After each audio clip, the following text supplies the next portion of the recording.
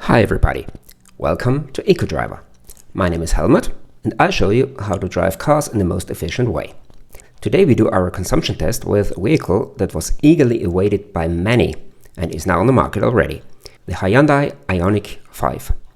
For this test we have got the rear-wheel drive version with a bigger battery, 72.6 kilowatt hours usable capacity.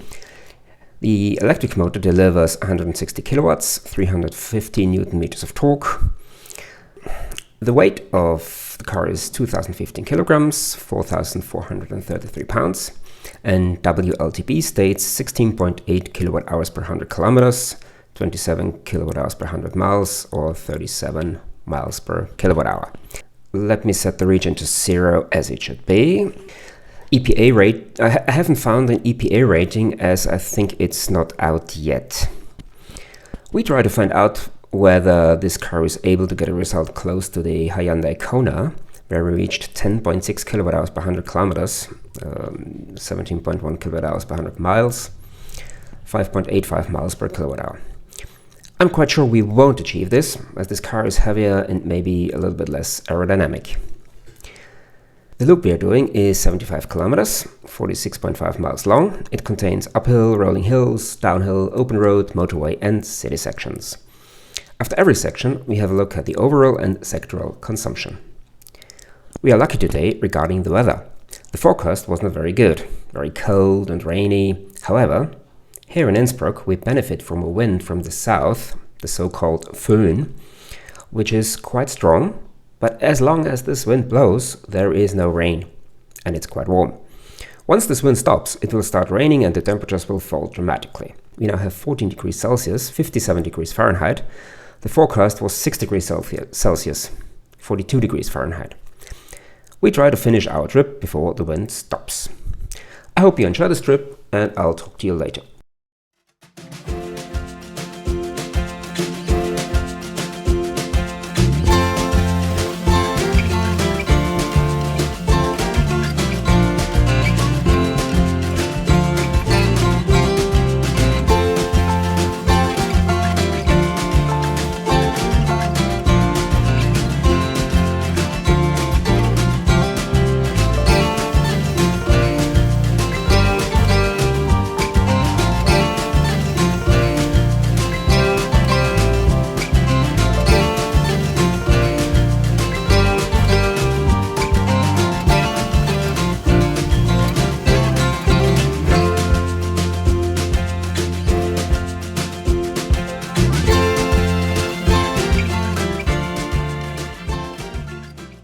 At the end of the uphill, we have 38.2 kilowatt hours per 100 kilometers.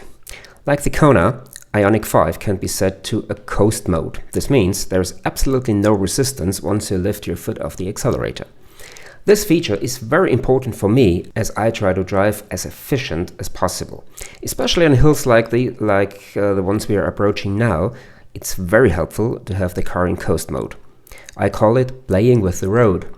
Downhill sections are used to build some momentum, and this can be used at the next incline to reduce the energy needed. You see here, no energy needed to accelerate. With the pedals behind the steering wheel, you can regulate the braking. I find this way of driving very relaxing, not having to have your foot on the pedals all the time.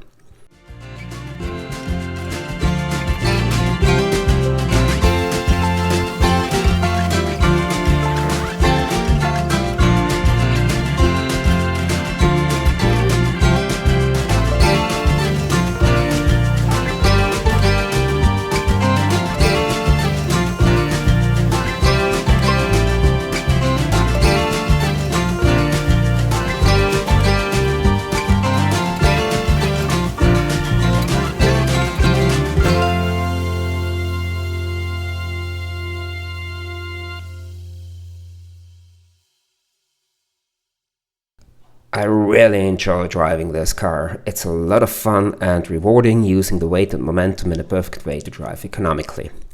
At the end of the rolling hills, we have 27.1 kilowatt hours per 100 kilometers. Our state of charge is now 80%, which means we should have the full regenerative power for braking. With most EVs, if state of charge is above 80%, the region capacity is limited due to the restrictions, or shall I better say, capability of charging an already quite full battery. But, as I'm the eco driver, normally I won't brake so hard that I reach the limits of the region anyway. Here on the right side of the display, we see the percentage of the regenerative power, and on the way down, it should be a quite relaxed driving with the pedals and lots of momentum.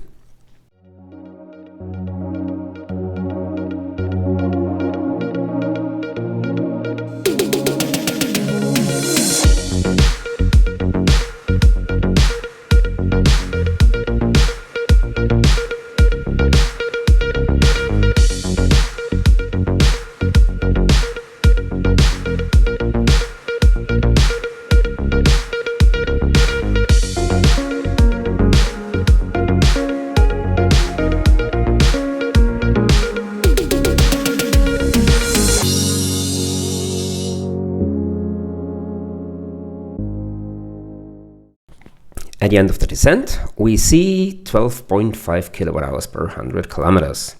Here at this point of the loop, we already get a good idea where we are going with the consumption, as we reach the same altitude that we had at the start. Before the start, I was guessing we will have around 12 to 13 kilowatt hours per 100 kilometers for the whole trip. From now on, it's all flat, open road, motorway and city. This car is equipped with a heat pump, which helps reducing the energy taken from the battery to heat the car. But what effect it really has, we won't see today, as it's not cold enough.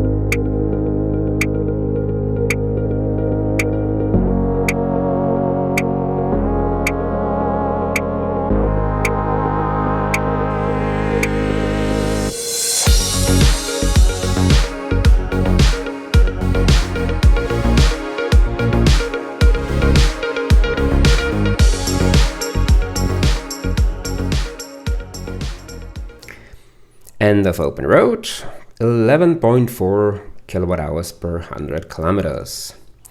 Despite this truck that blocked us a bit, that's rather good.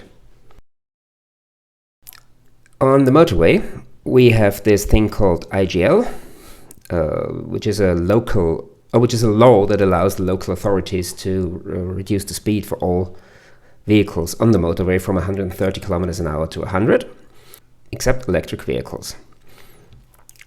So in theory, we should be allowed to go 130 if there is a 100 restriction marked with IGL. But as we see here on this sign above us, there are no IGL letters, which means there is a 100 kilometer limit for all cars. Normally, I would adhere to the 100 kilometer limit even with an EV, as this improves comparability between the vehicles. And also you need an EV number plate. In our case in Austria, it's green letters and numbers. The other ones are black. And not all EVs do have this, because you only get it if you apply for this. And on the other hand, normally traffic here is very dense anyway, so it doesn't make sense to go faster.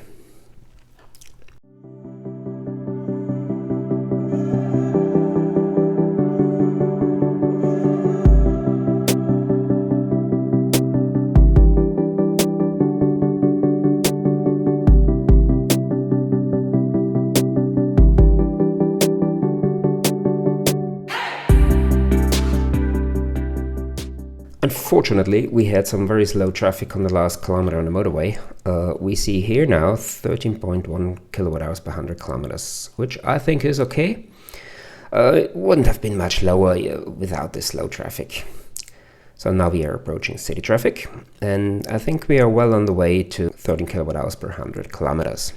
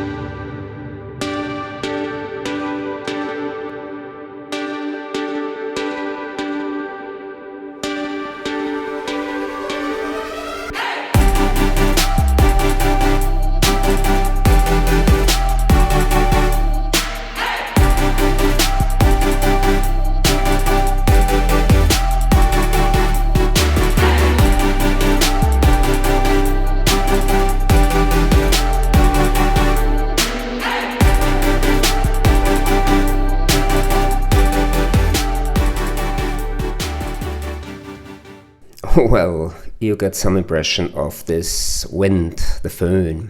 Now the rain starts, and in a couple of minutes there will be very heavy rain. I can assure you.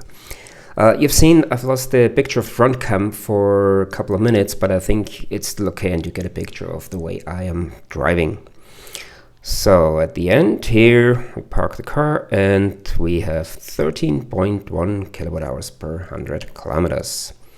State of charge is 72%, and the remaining distance is 307 kilometers. Let me say one thing first. Yes, it's a great car.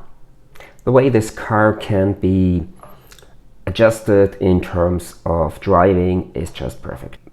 Be it the setting of the regen with no regen at all as an option, the feeling of the electric brakes, the stopping with the pedals. In my opinion, and I can't stress this enough, it's only my opinion, this drivetrain is perfect. If I were to design a drivetrain of an EV, that's how it would look like. So, let's talk efficiency. As you see here, that's rather good. In fact, comparing with many others, it's still in the top group of EVs. The Kona was a bit better, yes, but with more gimmicks and given the aerodynamics, which are, let's say, good, but not best in class, that's a very good result. For my German channel, I tested many EVs already, and there I do a weight-specific consumption, which is, in my opinion, a very good indicator of the efficiency, which I show you here. And you see, I have blanked out all the other EVs I've already tested, and only the two I have uploaded on EcoDriver are shown here. It's the Mustang Mach-E and the Ioniq 5. in the far right column overall, you see the weight-specific consumption. It's kilowatt hours per 100 kilometers per 100 kilograms of weight. So the lower, the more efficient the vehicle is. And you see the Ioniq 5 is on the 5th position, and the other 4, they are cars of 2 manufacturers. If you're interested in which cars they are, then you can subscribe to this channel, and over the next weeks those blank lines will be filled. It will be revealed which ones are the most efficient ones and which ones are not on top. Talking about range, unfortunately, normally I don't have the cars long enough with me to do a proper range test, so to drive the battery from 100 to 0 and then charge it up again to see how much it really consumes. But we can have a quick look at the numbers we have, and the numbers we have are, as I mentioned on the video at the end, we started with 85% state of charge. We finished after 75 kilometers with 72% state of charge. The trip started and finished at the same place, at the same spot, so we didn't gain or lose any altitude. And I'm just saying this because sometimes I get some strange comments under the video which accuse me of cheating and going downhill all the time and yeah, crazy thing. And no, it's a loop. The height you gain, you lose, and at the end you are at the same spot. And if you do the simple maths with this, then we have 13% state of charge used for 75 kilometers, and that equals 577 kilometers of range, or 356 miles. I know that's not really the way to do it. Sometimes the state of charge indication isn't really it's not going down in a linear way, but it still gives an indication of what this vehicle is able to do if the driver is doing it right. I hope you enjoyed this video. If you like what I'm doing, then you can subscribe to this channel, and if you hit the notification bell, you won't miss any new video, and new videos are coming roughly every 3 to 4 days. Thanks for watching. Take care. See you soon.